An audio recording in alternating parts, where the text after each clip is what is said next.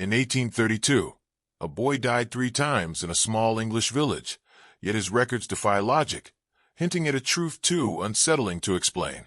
What I uncovered changed everything. I stumbled across the story in a dusty archive, buried in a forgotten corner of a London library. It was 1832, and a boy named Thomas Wren, aged 12, appeared in records that shouldn't exist. His name was scrawled in faded ink, tied to 3 death certificates, each dated months apart. The village of Blackthorn, a sleepy hamlet, held no answers at first glance. I felt a chill as I read the dates: March 3rd, June 17th, and September 9th. How could one boy die thrice? The librarian warned me the records were cursed, but I laughed it off. Curiosity pulled me deeper. I traced the parish logs, finding Thomas's name etched in meticulous detail. Each certificate listed a different cause: fever, drowning, and a fall. Yet, the handwriting matched perfectly across all 3. No one in Blackthorn seemed to question it then. I wondered why. The deeper I dug, the stranger it got. Something about Thomas felt alive, even now. Blackthorn's records were sparse, but the village's history was grim. In 1832, it was a place of superstition, where folk tales ruled. I found a journal from a local vicar, describing Thomas as touched by shadow. The villagers whispered he was marked, though no one explained why. His first death, the fever, came after a brutal winter. The parish log noted his body was buried swiftly, no ceremony. I pictured a small, frail boy, lost to illness, his grave unmarked. But then, the June record claimed he drowned in the river. The same boy alive again? I checked the burial sites. Only one grave bore his name. The vicar's notes hinted at unease, mentioning unnatural returns. I felt my pulse quicken. Was Thomas a ghost in his own story? The records were too precise to be mistakes. I needed to know more. The drowning record was vivid, almost too detailed. Thomas, it said, fell into the River Wyre during a storm. Witnesses claimed he was fishing alone, swept away by a sudden current. I read the coroner's report, expecting inconsistencies, but it was airtight. His body was found, identified, and buried again. Yet, the September record described a fall from a barn loft. How could he be back? I visited Blackthorn, now a quiet suburb, to find the river. It was shallow, barely a stream. Drowning there seemed unlikely. I spoke to a local historian, who shrugged off the tale as folklore. But the records weren't folklore, they were official. I felt Thomas's presence, like he was watching me. The barn still stood, crumbling but real. I had to see it. The barn was on the edge of Blackthorn, its beams rotting under time's weight. I climbed to the loft, imagining Thomas's fall. The September record said he broke his neck, dying instantly. Yet, the coroner's notes were identical to the drowning report, down to the phrasing. I sat in the loft, feeling the air grow heavy. Why would someone fake these deaths? I found a carving in the wood. TW 1832. My heart stopped. It was Thomas's mark, I was sure. Back at the archive, I cross-referenced the coroner's name, Elias Cobb. He signed all 3 certificates. Cobb was disgraced later, accused of forging documents. Could he have fabricated Thomas's deaths? The puzzle was growing darker. Elias Cobb's story was a dead end, or so I thought. He vanished from Blackthorn in 1833, leaving no trace. I found a letter he wrote, tucked in the parish archives, hinting at guilt. The boy's shadow haunts me. It read. What did he mean? I dug into Cobb's life. A drunk, a gambler, but meticulous in his work. His signatures on Thomas's records were steady, deliberate. I began to suspect a cover-up. Was Thomas a victim of something larger? The village's records mentioned a benefactor who paid for Thomas's burials. Who was this person? No name was given, only a symbol, a crescent moon. It felt like a clue, but to what? I couldn't shake the feeling I was being watched. The crescent moon symbol led me to a secret society, the Order of the Saffron Veil, active in 1832. They were rumored to meddle in occult practices, but evidence was scarce. I found a pamphlet in the archive, mentioning their presence in Blackthorn. Could they be linked to Thomas? The Order's members were wealthy, influential, and secretive. I wondered if they used Thomas for some ritual. His repeated deaths felt staged, like a performance. The fever, drowning, and fall. Each could be faked with the right resources. I imagined Thomas, scared and alone, caught in their web. The vicar's journal mentioned saffron-robed figures, near the river. My skin crawled. I was getting closer. I tracked down a descendant of Blackthorn's vicar, an old woman named Clara. She lived in a nearby town, her home filled with relics of the past. Clara knew the story of Thomas Wren, passed down through her family. He was no ordinary boy, she said, her eyes distant. She spoke of a ritual, one that required a child's soul to be bound. I pressed for details, but she clammed up, afraid. Clara showed me a locket with the crescent moon symbol. It belonged to her ancestor, the vicar. Inside was a lock of dark hair, Thomas's, she claimed. I felt a knot in my stomach. Was Thomas sacrificed? The records were starting to make sense, but not in a way I liked. Back in the archive, I found a ledger from the Order of the Saffron Veil. It was coded, but I cracked enough to see Thomas's name. The ledger mentioned 3 trials for a boy to ascend. Ascend to what? The fever, drowning, and fall weren't deaths, they were tests. The order believed in cheating death, using rituals to defy nature. Thomas was their subject, a boy no one would miss. I imagined him enduring each trial, terrified but alive. The records were falsified to hide the truth. Cobb, the coroner, was likely paid off. The crescent moon symbol appeared again, etched in the ledger's margins. I was unraveling something dangerous. I couldn't stop now. I visited Blackthorn's church, where Thomas was supposedly buried. The graveyard was overgrown, but I found his stone. It read, Thomas Wren, taken too soon, 1832. No dates, no details. I dug into the church's history, finding mentions of a cleansing in 1833. The order was expelled, their records burned. But Thomas's file survived. Why? I began to think he wasn't a victim but a key. The vicar's journal called him the boy who could not stay dead. Was there something special about him? I felt a strange pull to his grave, like he wanted me to know. The air grew colder.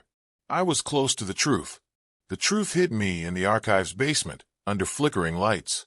A hidden file, sealed with the crescent moon, detailed the order's ritual. Thomas was chosen for his pure soul, whatever that meant. The fever was a poison, meant to test his body. The drowning, a submersion to test his spirit. The fall, a leap to test his will. Each time, he survived, but the records claimed otherwise. The order needed him to appear dead, to complete their ritual. I felt sick.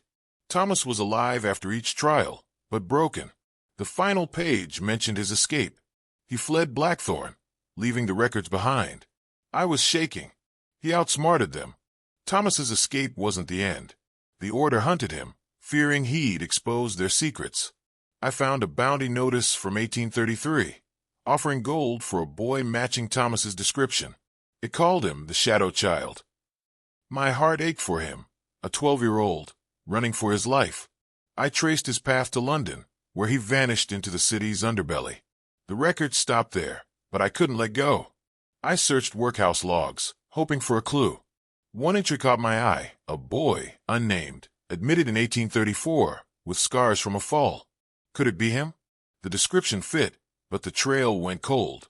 I felt he was still out there somehow. London's archives were a maze, but I found a hospital record from 1835.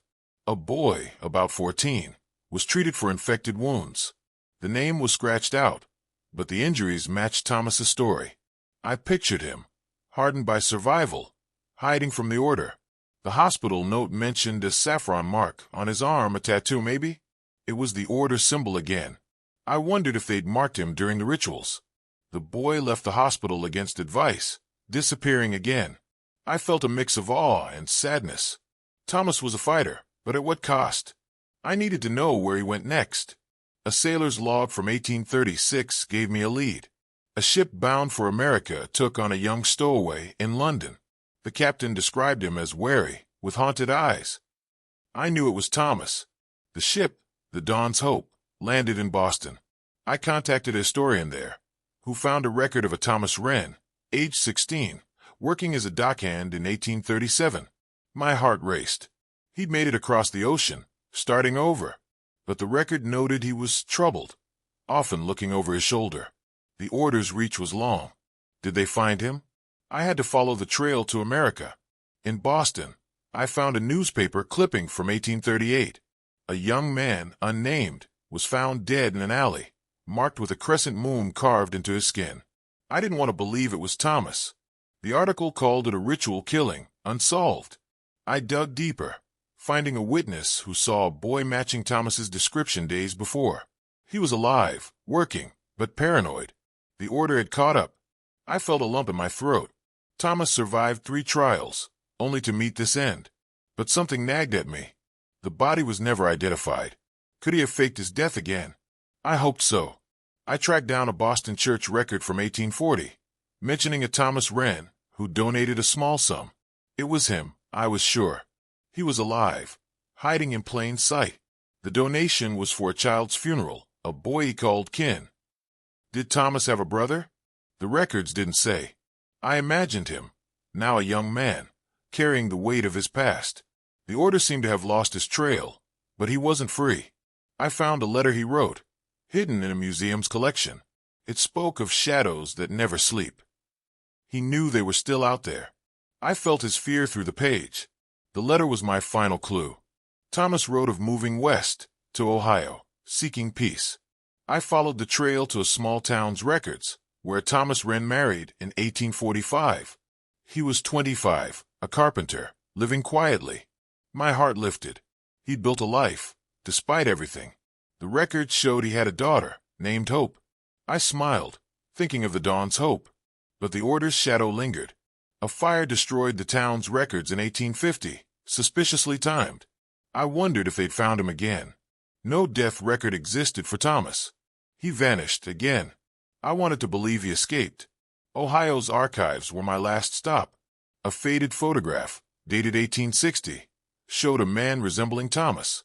He was older, weathered, but his eyes held that haunted look. The photo was labeled TW, Survivor. I stared at it for hours. He'd made it to his 40s, defying the odds.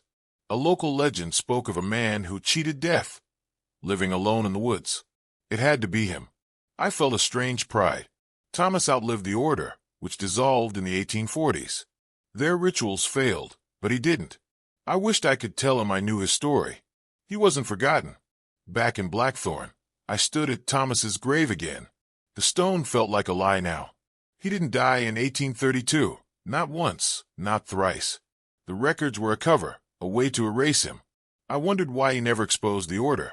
Fear, maybe, or a desire for peace. I left a flower on the grave, a gesture for the boy who fought so hard. The air felt lighter, like he approved. I realized his story wasn't just about survival. It was about defiance.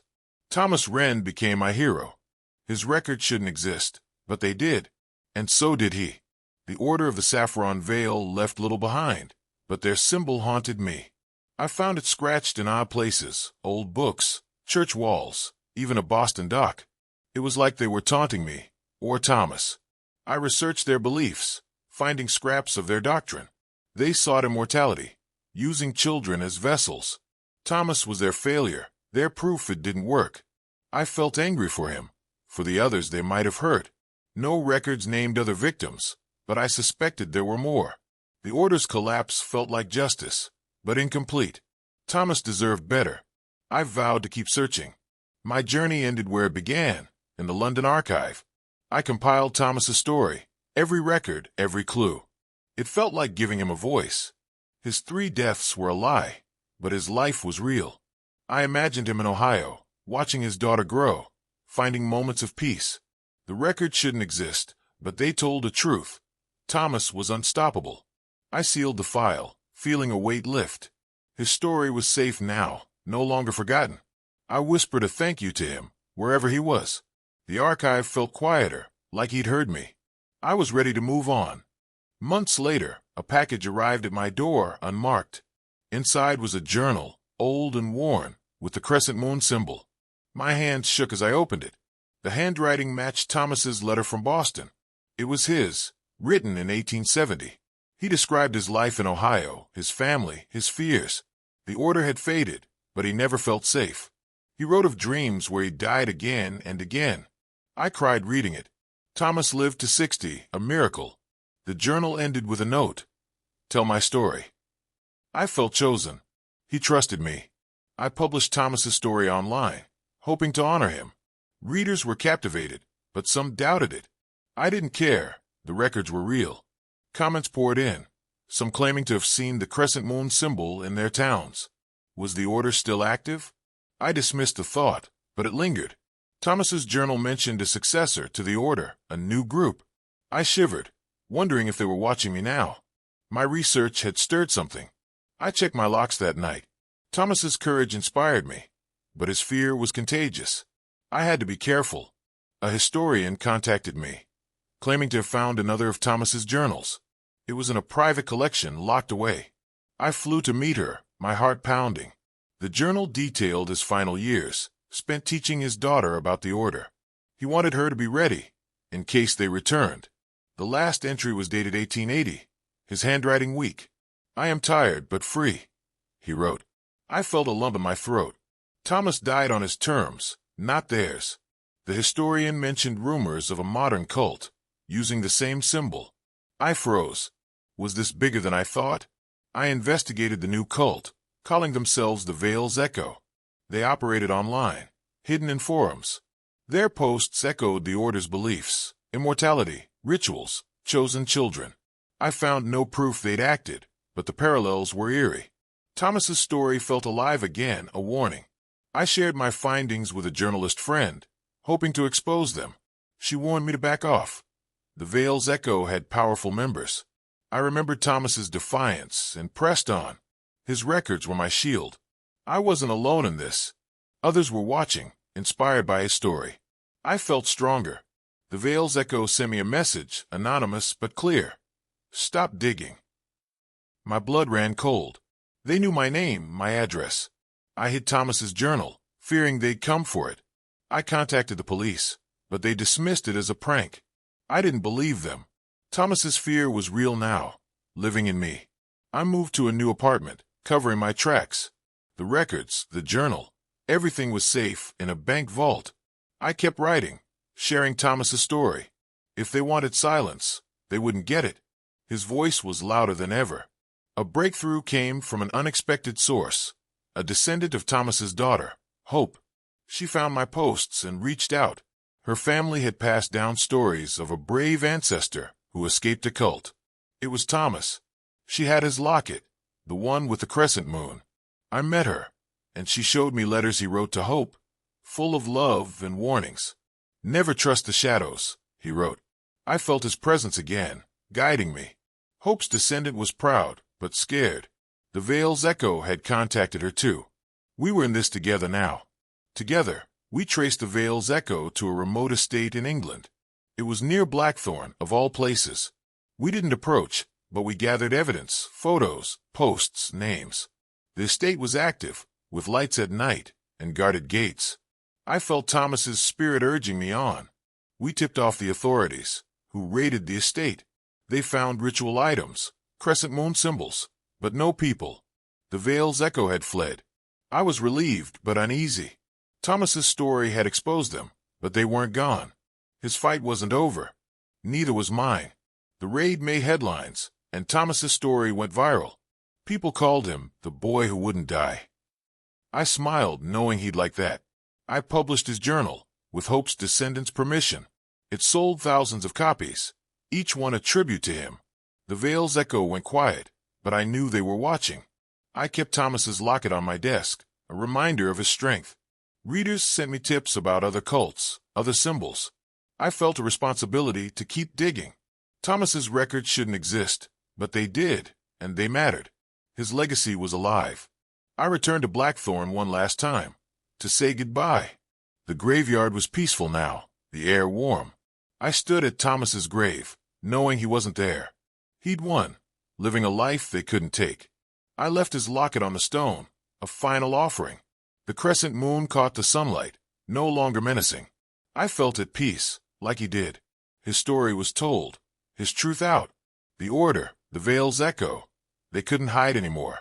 Thomas had beaten them, and I'd helped. I walked away, ready for the next mystery, inspired by him. Back home, I framed the first page of Thomas's journal. It hangs above my desk, a reminder of why I do this. His story taught me about resilience, about fighting shadows. The records that shouldn't exist gave him a voice, and me a purpose. I check my inbox daily, hoping for new leads. The Vale's echo is still out there, but so am I. Thomas's courage lives in every word I write. If you're reading this, you're part of the story now. Keep his name alive. Subscribe to our channel to uncover more hidden truths like Thomas Wren's. Subscribe to our channel to join us in uncovering more mysteries and keeping stories like Thomas's alive.